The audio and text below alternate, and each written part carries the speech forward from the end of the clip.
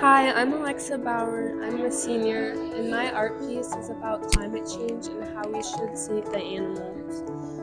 I made this piece by taking magazines and cutting out scraps from them and piecing them together to make messages and a collage of all the animals that are going extinct. Hey, I'm Ben Gerstung. This is my first year taking art, and I'm glad I was able to fit into my schedule and hope to do good in AP Art next year.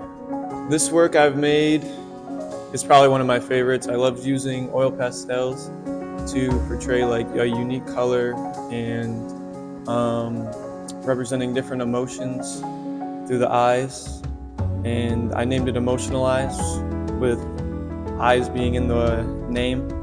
I don't know, I just liked experimenting and trying something different than what I'm usually used to doing.